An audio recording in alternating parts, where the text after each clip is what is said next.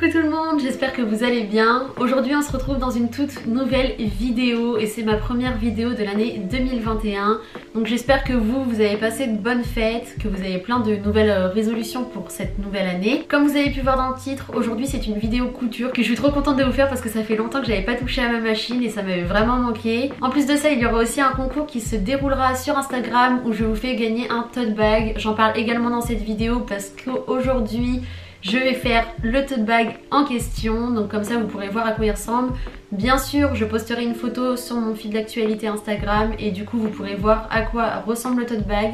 En dessous de ce post, je mettrai toutes les modalités de participation. Donc si vous voulez participer au concours, n'hésitez pas à aller voir mon compte Instagram. Je vous l'afficherai juste ici et je vous mettrai également le lien en barre d'infos. Donc du coup, dans cette vidéo, je vais fabriquer ma propre tenue, donc qui se constituera d'un col roulé tout simple en fait, que je vais modifier en faisant un top dos nu. Donc le col roulé que j'avais acheté, c'est un col roulé de Emmaüs que j'ai acheté il y a 2 jours il me semble, et il m'a coûté seulement 2 €. Donc voilà, et puis j'avais cette idée en tête, je voulais vraiment un col roulé mais dos nu. Donc c'est pour ça que je vais le faire avec vous aujourd'hui. Et je vais également modifier une jupe noire toute simple que j'avais également achetée à Emmaüs. Il me semble que celle-ci je l'avais payée 3 € et je vous l'avais présentée dans un de mes anciens hauls. Donc voilà, aujourd'hui je vais la modifier et du coup à la fin je ferai le tote bag. Mais le tote bag sera pour vous, donc ce sera à vous de le gagner sur mon concours Instagram. Bon bah écoutez, trêve de blabla, installez-vous et puis c'est parti. Du coup je vous ai mis ici pour que vous puissiez mieux voir. J'ai pris les mesures sur mon pull et j'ai regardé un petit peu ce que je voulais couper. Donc là pour ma part, moi j'avais envie d'enlever 16 cm et demi. Donc je vais venir tracer à l'aide de ma règle pour que ça soit à peu près égal sur toute la longueur.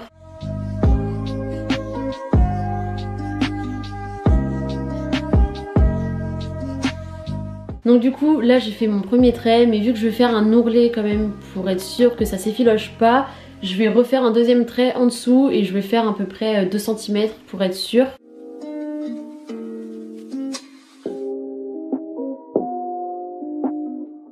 Donc du coup là j'ai bien mis mon top à plat et je vais venir découper sur le deuxième trait que j'ai fait, donc celui qui est le plus proche du bas du top, pour ensuite faire un ourlet.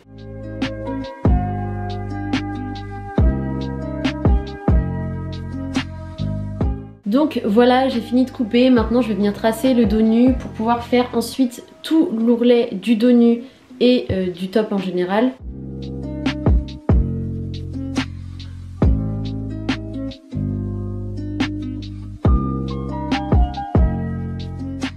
Du coup, une fois que j'ai fini de tracer, je vais venir le découper. Donc comme d'habitude, j'ai tracé un premier trait, donc ça c'est le trait définitif, c'est le résultat que j'aimerais avoir à la fin. Et j'ai tracé un second trait, donc un petit peu plus en dessous, pour pouvoir découper celui-ci et ensuite faire un revers.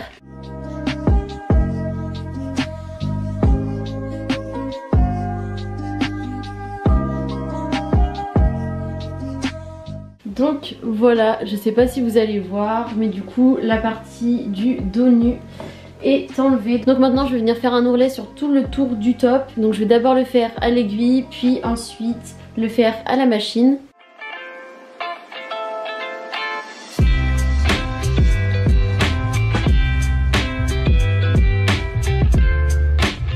Et pour venir faire les ourlets, évidemment j'ai mis le top à l'envers, comme ça vous verrez pas les coutures. Du coup, une fois que vous avez bien épinglé tout le bord du top en faisant vos ourlets, vous allez venir coudre celui-ci grâce à votre machine.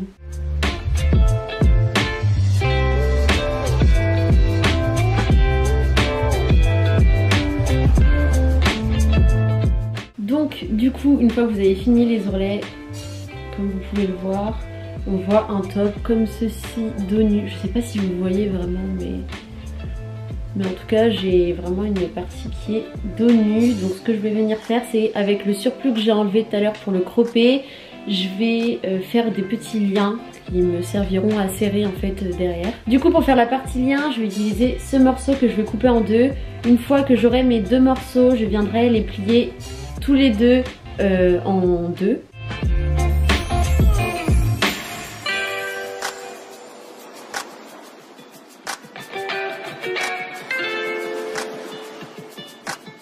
Et du coup là je vais pas venir le plier en deux pile au milieu, je vais venir le plier sur le bord en fait pour faire vraiment un lien fin. Mais vu que je veux pas gâcher de tissu et être sûr que ça soit droit, je le fais comme ceci, je plie juste et après je couperai une fois que j'aurai mis mes aiguilles tout au long.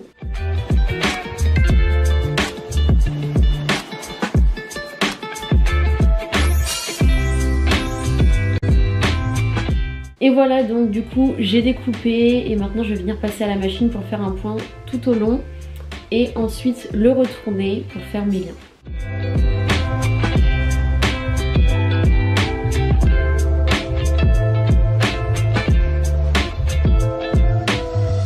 Donc du coup une fois que vous avez fait votre couture tout au long du lien, enfin des deux liens du coup, vous allez pouvoir les retourner. Donc ça c'est la partie la plus énervante. Moi je viens de finir là, j'en ai marre. Et du coup ensuite vous allez venir coudre sur le dos en fait.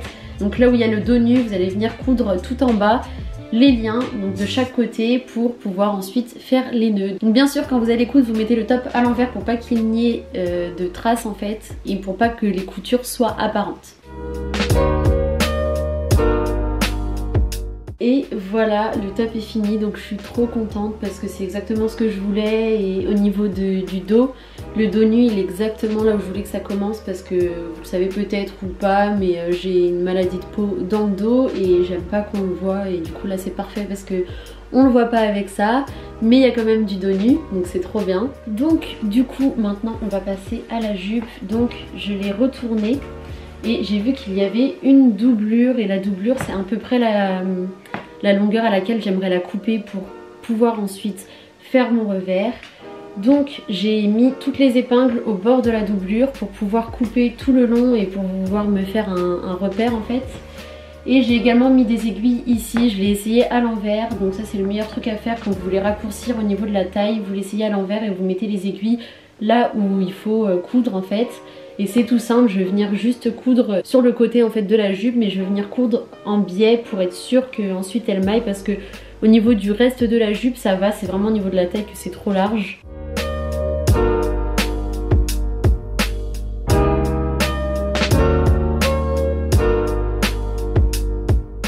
Donc voilà à peu près la longueur, donc après je vais venir faire mon revers et là je vais rétrécir au niveau de la taille.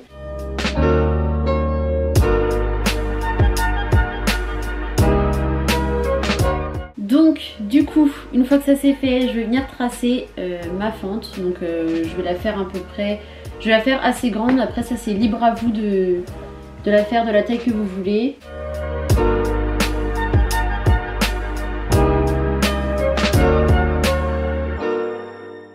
Et je vais venir la découper au ciseau.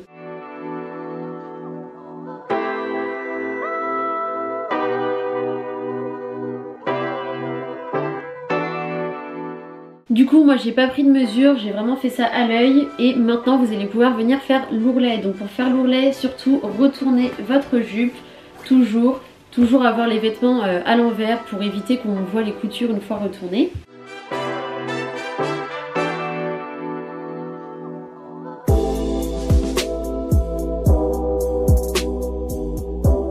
Donc du coup une fois que vous avez tout épinglé, vous avez juste à passer sous la machine à coudre, vous faites les points droits et ça sera bon.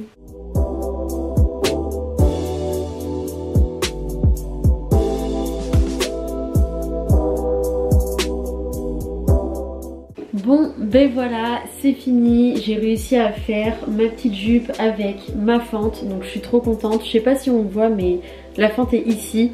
Et vraiment c'est pile ce que je voulais, elle est taille haute du coup, elle est coupée parfaitement là où je voulais et la fente est aussi là où je voulais. C'est vraiment ça qui est bien quand on fait de la couture, c'est qu'on peut faire vraiment toutes les créations qu'on veut et on peut laisser libre à notre imagination. Après il faut avoir un minimum de base aussi, moi il y a des trucs que je pourrais pas faire, mais voilà ça permet quand même de développer vachement sa créativité et franchement je trouve ça trop cool. Donc maintenant on va passer au dernier accessoire de la tenue qui est le tote bag. Donc voici le tissu, je l'avais acheté exprès au tissu du renard. Donc j'ai déjà commencé à tracer mes mesures et en fait en largeur j'ai mis 37 cm et en longueur j'ai mis 43 cm. Et pour faire les lances j'ai pris 5 cm de diamètre. Donc je vais venir tout d'abord le découper au ciseau.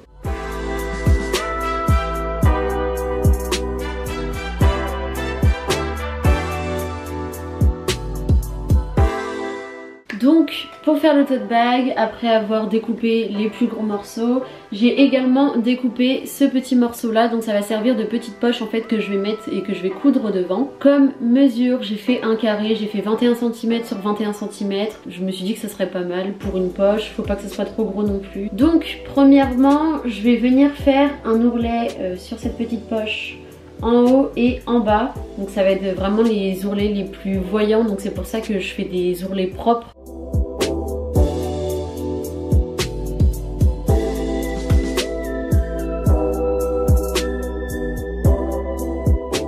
Et une fois que j'ai fait les ourlets de chaque côté, je vais venir coudre point droit toujours et tissu à l'envers.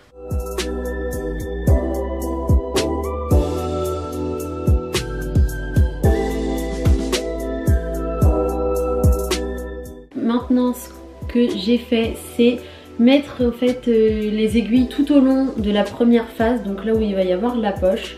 Donc comme ceci, je vais essayer de la centrer. Je vais venir coudre du coup tout le tour sauf le haut pour pouvoir du coup faire une poche.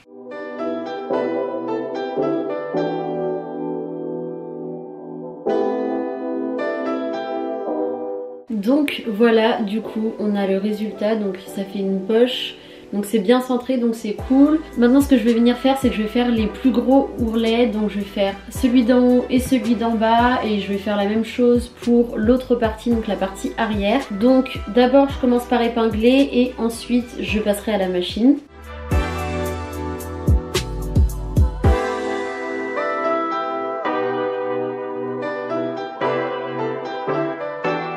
Donc une fois que vous avez épinglé tous les bords, vous allez venir avec votre machine coudre tout le long.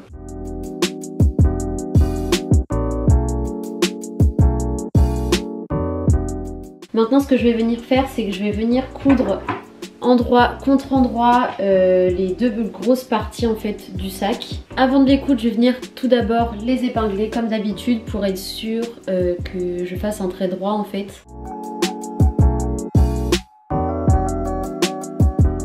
Une fois du coup que j'ai épinglé tout le tour, je vais pouvoir venir coudre directement.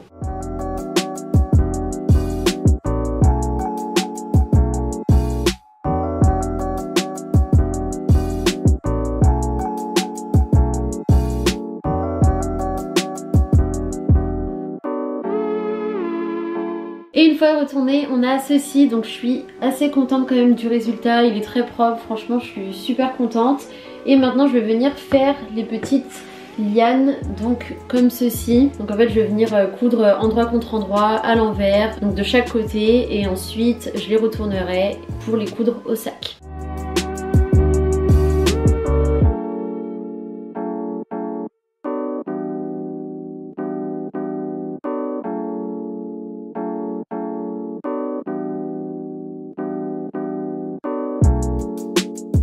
Une fois que vous avez fini les lances, ce que vous allez faire, c'est juste épingler là où vous voulez les mettre. Donc bien sûr, retournez-les avant pour pas avoir les coutures apparentes.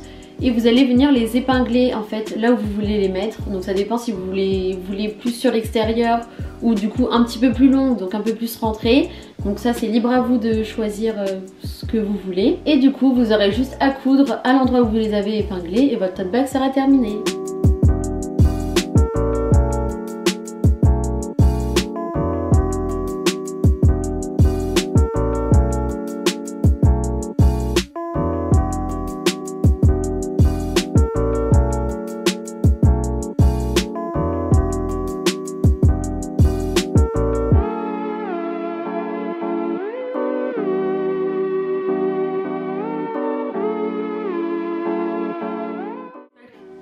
Bon ben voilà, cette vidéo se termine, j'espère qu'elle t'aura plu, qu'elle t'aura donné envie de te mettre toi aussi à la couture et qui sait peut-être de reproduire ce que j'ai fait moi dans cette vidéo. Encore une fois, je vous répète, pour le concours Instagram, je l'ai dit en début de vidéo mais je vous le redis quand même à la fin au cas où, n'hésitez pas à aller voir mon compte, je vous mettrai le lien en barre d'infos et je mettrai toutes les modalités de participation sous la publication Instagram que je mettrai. En tout cas, je vous fais de gros bisous, prenez soin de vous et si la vidéo t'a plu, n'hésite pas à t'abonner.